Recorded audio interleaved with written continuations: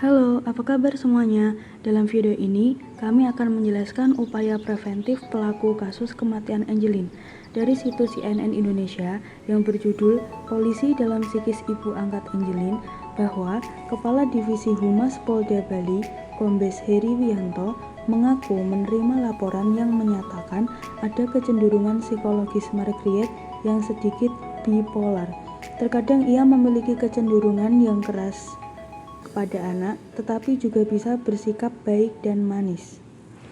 Sebelumnya, perkenalkan kami dari mahasiswa Fakultas Psikologi Universitas Muria Kudus yang beranggotakan Amrina Rosalia Nugroho, NIM 2019 60069, Diana Fernanda 2019 60076, dan Kinanti Kanti Wilujeng 2019 60095. Di sini kami akan menjelaskan bagaimana cara agar penderita bipolar bisa meringankan efek yang ditimbulkan.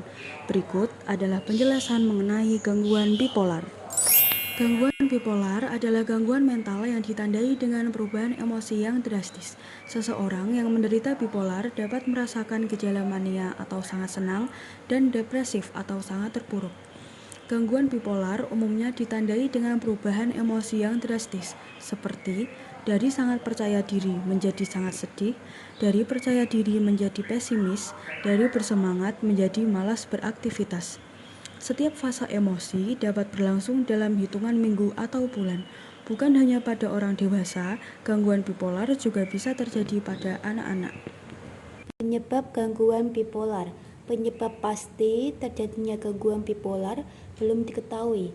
Namun terdapat dugaan bahwa gangguan bipolar merupakan dampak dari adanya gangguan pada senyawa alami yang berfungsi menjaga fungsi otak atau neurotransmitter. Gangguan pada neurotransmitter itu sendiri diduga dipicu oleh beberapa faktor seperti genetik, sosial, lingkungan maupun fisik. Pemberian obat. Terdapat beberapa jenis obat yang dapat digunakan untuk meredakan gejala gangguan bipolar dan masing-masing memiliki fungsi yang berbeda. Pasien dianjurkan untuk terlebih dahulu berkonsultasi dengan dokter sebelum menggunakan obat. Beberapa obat yang biasa digunakan untuk meredakan gejala gangguan bipolar meliputi mood stabilizer seperti lithium, lamotrigine, dan carbamazepine. Yang kedua ada antikonvulsan seperti asam valproat. Yang ketiga antipsikotik seperti aripiprazol, olanzapine, quetiapine, risperidone. Yang keempat ada antidepresan seperti escitalopram, fluoxetine, dan sertraline. Selanjutnya yaitu psikoterapi. Terdapat beberapa metode psikoterapi yang dapat digunakan untuk meredakan gejala gangguan bipolar. Untuk menentukan metode yang tepat, pasien dianjurkan untuk berkonsultasi terlebih dahulu dengan dokter. Metode psikoterapi yang biasa digunakan untuk menangani gejala gangguan bipolar. Yang pertama, interpersonal and social rhythm therapy, merupakan metode yang terfokus pada kestabilan ritme aktivitas sehari-hari, seperti waktu untuk tidur, bangun hingga makan. Teraturnya ritme dalam beraktivitas mampu membantu pasien untuk mengendalikan gejala gangguan bipolar. Yang kedua yaitu cognitive behavioral therapy atau terapi perilaku kognitif. Dokter akan membantu pasien dalam mendeteksi hal yang dapat memicu munculnya gejala gangguan bipolar, sehingga hal tersebut dapat diganti dengan sesuatu yang positif. Yang ketiga yaitu psychoeducation. Dokter akan mengedukasi pasien dengan hal-hal yang perlu diketahui terkait kondisi yang tengah diderita. Dengan begitu, pasien dapat dengan sendirinya mengidentifikasi penyebab munculnya gejala, menghindarinya, dan membuat strategi penanganan ketika gejala gangguan bipolar muncul.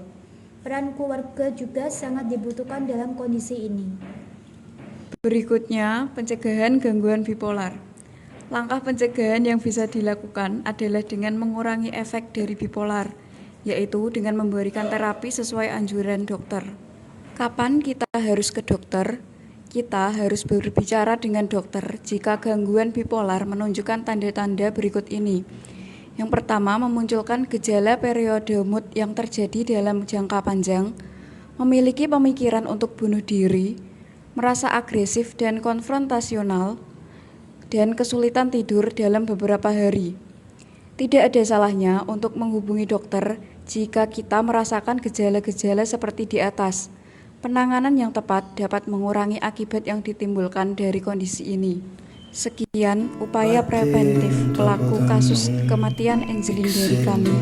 Semoga bermanfaat. Terima kasih.